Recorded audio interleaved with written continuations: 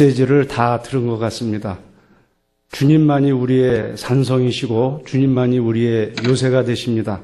그런 고백 속에서 새해를 맞이하신 우리 연세의료원 가족 여러분들 모두가 힘있게 협력하면서 큰 성과를 거둘 수 있기를 바랍니다. 요즘 우리는 연일 계속되는 촛불 집회를 경험하면서 촛불이라는 것이 오늘의 역사 속에서 얼마나 큰 유력을 발휘하고 있는지를 알게 됩니다. 한 사람이 밝히는 촛불은 미비할 수 있지만 수십만 명이 모여 비추는 촛불은 어두운 역사 속에서 비선 세력에 의해 오랫동안 은폐될 수밖에 없었을 사실들을 드러내기에 조금도 부족함이 없었습니다. 박 대통령과 비선실세 최순실의 국정농단으로 인해서 바닥 모르게 떨어지던 우리나라의 국격이 국민의 평화로운 촛불 집회를 통해 세계적인 지평에서 상당한 수준으로 상승한 것은 그나마 다행입니다. 촛불하면 생각나는 것이 있습니다. 촛불은 자신의 몸을 녹일 때만 빛을 낼 수 있다는 것입니다. 초에 불을 붙여도 초의 몸통이 녹지 않으면 심지만 타다가 불은 곧 꺼지기 때문입니다. 촛불이 우리에게 주는 교훈이 여기에 있습니다. 우리가 어두운 주의를 밝히기 위해서는 우리 스스로를 헌신하고 희생하지 않으면 안 된다는 것입니다. 언젠가 우리 연세의료원의 소식지 718호에서 연세안병원 개원 특별기획 5번째의 내용을 읽은 적이 있습니다. 거기에는 연세안병원의 대표적 상징물인 노아의 방주와 빛의 기둥에 대한 설명이 있었습니다. 노아의 방주를 통해서 생명을 구하고 빛의 기둥을 통해서 암 완치의 희망과 약속을 상징한다는 그런 내용이었습니다. 노아의 방주와 빛의 기둥, 이 두 개의 상징물은 비단 연세안병원에만 한정된 상징물은 아닐 것입니다. 우리 연세의료원에 속한 모든 병원과 기관들은 죽어가는 환우들의 생명을 구해야 하고 하나님의 사랑으로 환우들의 질병을 치유함으로 건강하고 풍성한 삶을 살도록 기여해야 하기 때문입니다.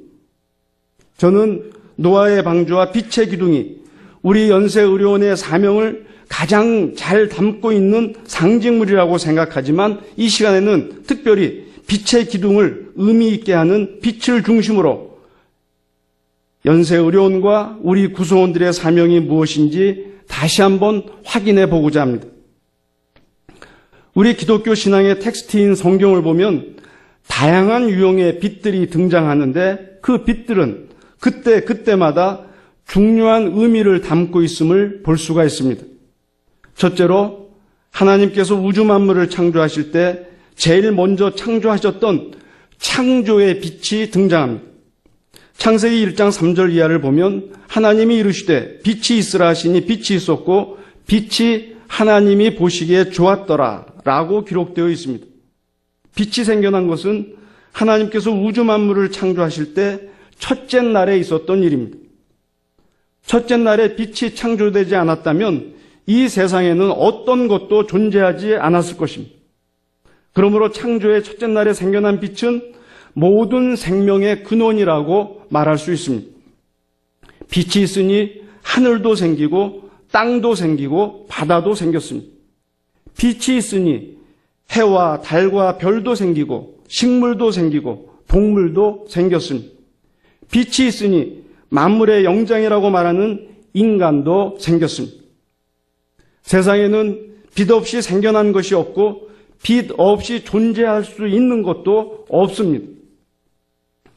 하나님의 창조의 빛에 접촉해서 살아가는 우리는 창조의 빛 그 자체가 될 수는 없을지라도 창조의 빛을 반사하는 역할이라도 감당할 수 있어야 할 것입니다.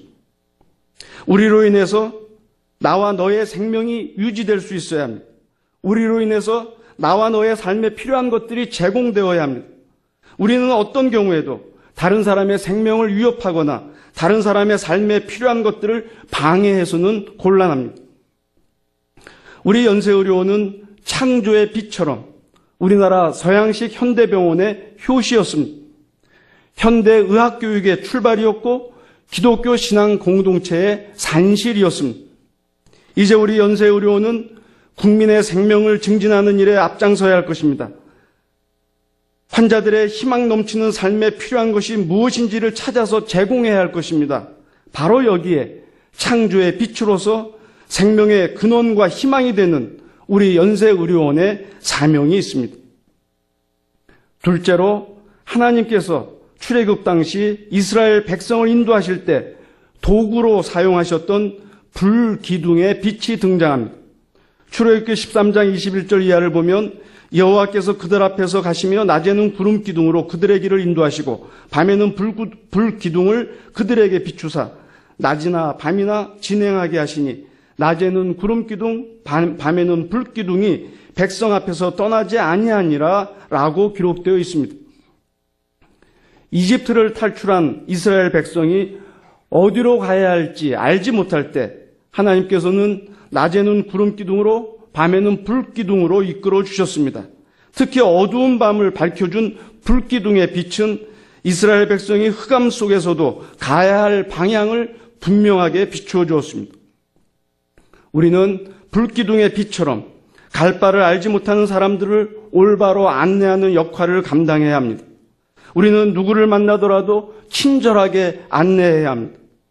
작년에 제 방을 찾아오신 한 손님을 미화원 여사님께서 제 방까지 직접 모신 적이 있었습니다. 그 손님께서는 미화원 여사님이 말로만 간단히 안내해도 되는 것을 직접 모신 친절에 감동을 받아서 세브란스를 더욱 신뢰하게 되었다, 이렇게 말했습니다. 그동안 우리 연세의료원은 불기둥의 빛처럼 한국 의료계를 선도하는 역할을 해왔습니다. 우리가 가는 길이 한국 의료계의 길이 되었습니다. 우리가 JCI라는 국제적 기준을 도입하면 한국의 많은 병원들도 JCI를 인증받게 되었습니다. 우리가 수시 타산이 맞지 않더라도 음압실을 설치하면 다른 병원들도 음압실을 설치하기 시작했습니다. 이제 우리 연세의료원은 병원의 수익 창출이라는 세상적인 가치보다 환자 우선의 기독교적인 가치를 철저히 견지하면서 나아가야 할 것입니다.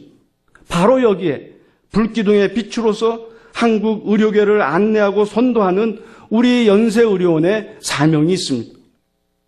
셋째로, 하나님께서 심판의 날이 어떤 날인가를 설명하실 때 모든 것을 치료하는 광선으로서의 빛이 등장합니다. 말라기 4장 2절을 보면 내 이름을 경외하는 너희에게는 공의로운 해가 떠올라서 치료하는 광선을 비추리니 너희가 나가서 외양간에서 나온 송아지같이 뛰리라 라고 기록되어 있습니다. 외양간에 있던 송아지가 밖으로 나오면 얼마나 자유롭고 생동감이 넘치겠습니까? 송아지는 외양간 안에서는 병든 것처럼 우울하고 무기력할지라도 신선한 공기와 넓은 들판으로 나오기만 하면 살맛이 날 것입니다. 우리가 사는 세상을 보면 부정과 부패와 불의가 팽배합니다.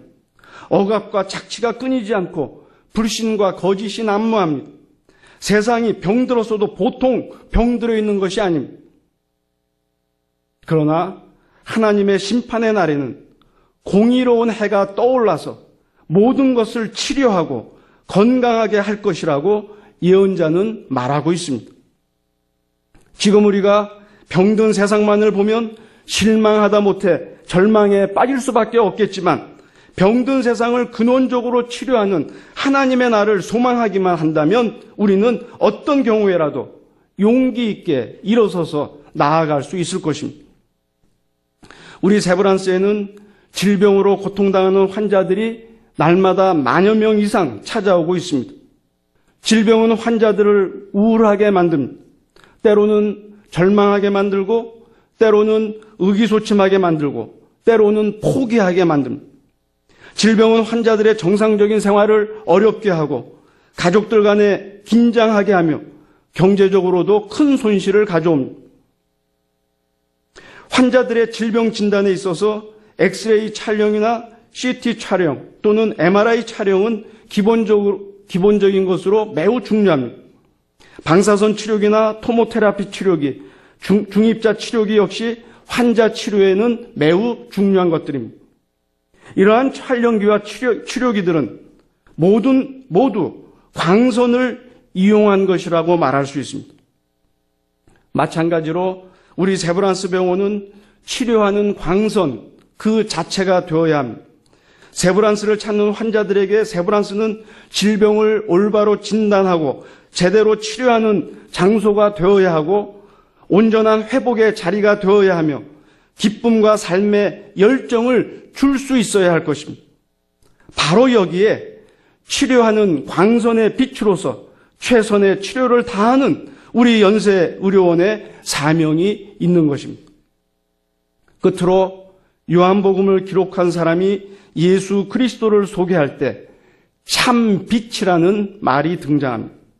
요한복음 1장 9절 이하를 보면 참빛 곧 세상에 와서 각 사람에게 비추는 빛이 있었나니 그가 세상에 계셨으며 세상은 그로 말미암아 지은 바 되었으되 세상이 그를 알지 못하였고 자기 땅에 오매 자기 백성이 영접하지 아니하였으나 영접하는 자 곧 그 이름을 믿는 자들에게는 하나님의 자녀가 되는 권세를 주셨으니 라고 기록되어 있습니다.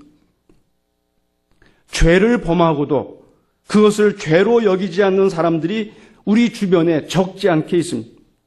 누가 보아도 죄를 범한 것이 명백한데 그것을 선한 의도였다고 미화하는 그런 사람조차 있습니다. 참빛 되신 예수 그리스도가 오시기 전까지 우리는 어떻게 사는 것이 하나님께 영광을 돌려드리는 삶인지, 어떻게 사는 것이 하나님의 나라와 의를 구하는 삶인지, 어떻게 사는 것이 하나님을 기쁘시게 하는 삶인지를 알지 못했습니다. 때문에 예수께서는 죄의 어두움과 무지의 어두움을 물리치는 참빛으로 세상에 오셨던 것입니다. 그런데 세상의 많은 사람들은 여전히 예수 그리스도를 알지 못하고 어두움 가운데서 살아가고 있습니다. 우리 연세의료는 132년 전통의 기독교 의료기관입니다. 우리는 하나님의 사랑으로 인류를 질병으로부터 자유롭게 하기 위해서 부름을 받은 하나님의 청지기입니다. 우리의 첫 번째 과제는 무엇보다 육체적인 질병 가운데 있는 환자들을 치료하는 것입니다. 그러나 첫 번째 과제에서 곧바로 이어져야 할 두 번째 과제가 있는데 그것은 환자들의 영적인 질병을 치료하는 것입니다. 창조주 하나님을 알지 못하는 사람들에게 하나님께서 창조의 주인이시고 우주 만물을 다스리시는 분임을 전해야 합니다. 우리를 구원하시기 위해서 십자가를 지신 예수님이 우리의 구원자이시자 우리가 살아내야 할 삶의 방식임을 전해야 합니다. 육체적인 질병의 치료가 무엇보다 중요하지만 그것은 반쪽의 치료일 뿐입니다. 우리는 영적인 질병까지 치료하여 전인 치유의 사명을 온전하게 감당해야 할 것입니다. 바로 여기에 참빛 되신 예수 그리스도의 복음을 전하는 우리 연세의료원의 사명이 있는 것입니다. 사랑하고 존경하는 연세의료원 가족 여러분, 오늘 이사야서 본문 말씀은 우리가 일어나 빛을 발하라고 말씀하고 있습니다. 우리는 우리의 공적 공간인 연세의료원에서 빛을 발해야 합니다. 우리는 세브란스를 찾아온 환자들에게 빛을 발해야 합니다. 생명의 근원적인 창조의 빛을 발해야 하고 의료계를 선도하는 불기둥의 빛을 발해야 합니다.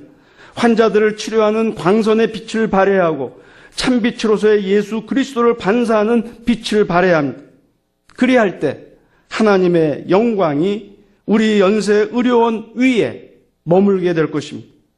이때 우리가 잊지 말아야 할 중요한 사실이 있습니다. 그것은 우리 연세의료원이 비추어야 할 빛은 저절로 밝혀지는 것이 결코 아니라는 것입니다.